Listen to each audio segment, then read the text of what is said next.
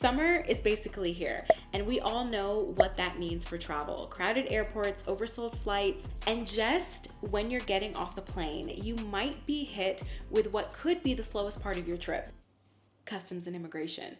But what if I told you that there is a free app that can possibly get you through US Customs just as fast as global entry? Let's talk about the Mobile Passport Control app. Mobile Passport is the free official app from US Customs and Border Protection. It streamlines the entry process from coming into the US from an international flight. The app is available for US citizens, US residents, and also Canadian citizens with a B1 or B2 visa. The app is available for both iOS and Android users. You can download it from the Apple Store or from the Google Play Store. It's so easy to use. Here is how you use it. Before your trip, download the app. Then you want to create a profile on the app. You can do this by scanning your passport or manually entering your personal information. And you'll add anyone that you're traveling with.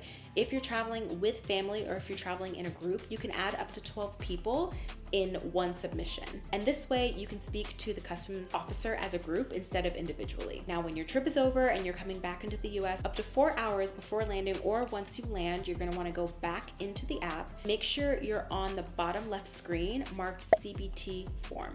Once you're on that screen, then you'll want to click on New Submission. They'll ask you how you're entering the US, by plane or by ship.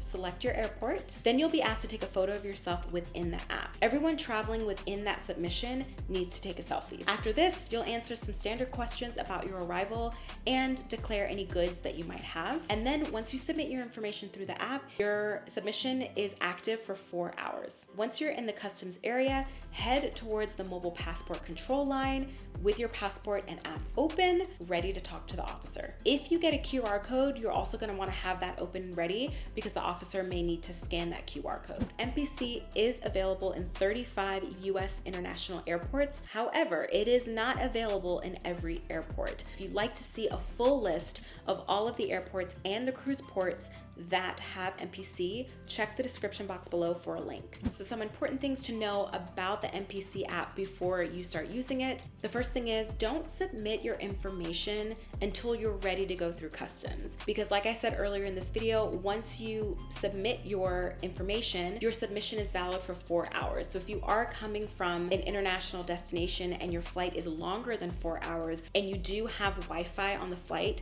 then you're probably gonna want to make sure you time it correctly and submit your information within that 4 hours, or just do it once you land. Second thing is, this is not a replacement for your passport.